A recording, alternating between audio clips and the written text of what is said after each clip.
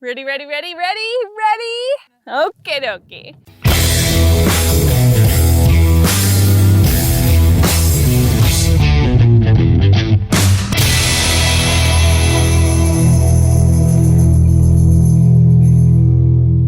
Hi guys, Kat here from Standing Stone, and we have our little puppy Trix with us today.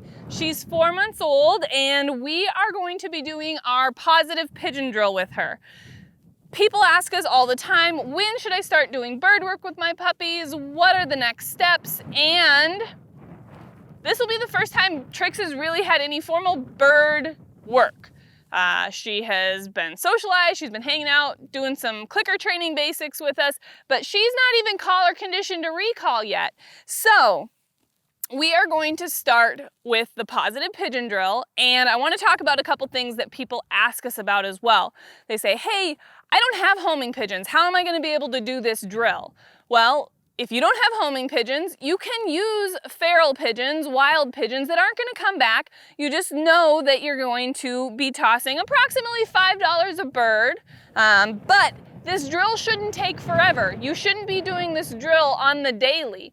We're going to be trying to do this drill. I've got 6 pigeons in my bag today, and we're going to try and do this drill with 6 pigeons today and evaluate how she did, and maybe do this drill again with another 6 pigeons. So you can probably get by with about $30 worth of pigeons per session if you don't have access to homers.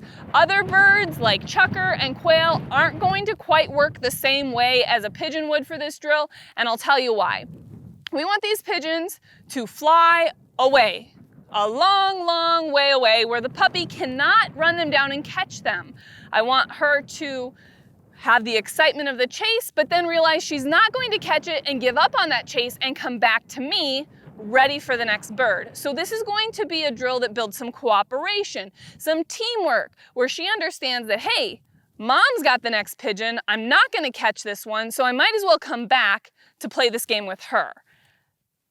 Next, I want to just talk about what the pigeon is actually doing and what this drill is working on. So we're trying to establish the understanding of the cue, whoa, and of stopping and standing there with 4 feet on the ground, no jumping, no sitting, things like that that dogs like to do on default. So we're going to be using our pigeons.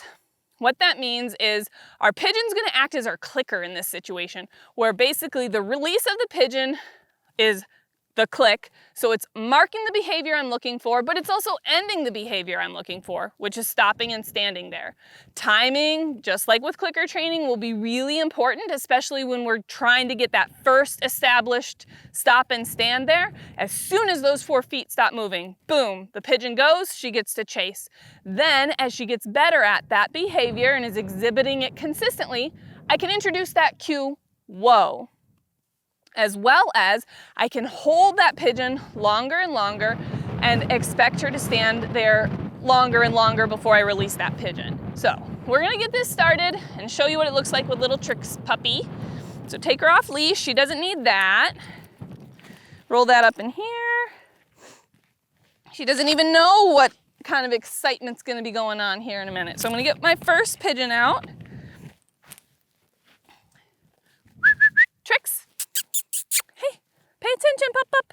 Look what I got here. So I want her to be looking and focused too. So she's doing the jumping.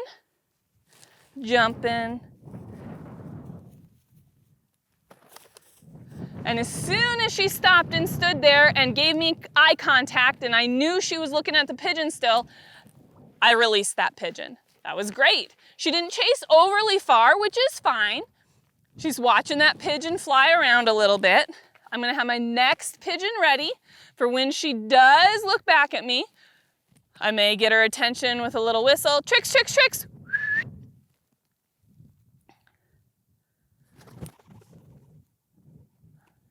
Are you your mama's puppy or what? Her mama Quest was a super steady little puppy. She tucked that paw. She looks super stylish on that second pigeon from a distance, which is awesome to see that. And she's just kind of standing and watching him fly off, which is just her personality. Nothing wrong with that at all. Come on, Trix. Get her moving again. Whoop.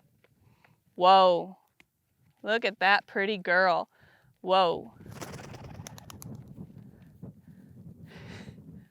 She's like, I know I can't really catch these things.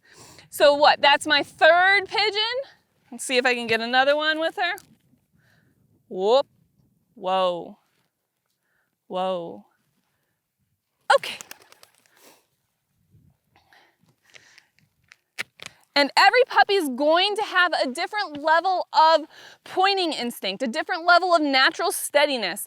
Trix is showing us that she's got a ton. Whoop. Whoa, look at that tail come up. Atta girl. Okay. She's got a ton of pointing instinct, ton of natural steadiness where she's just stopping and standing at a distance.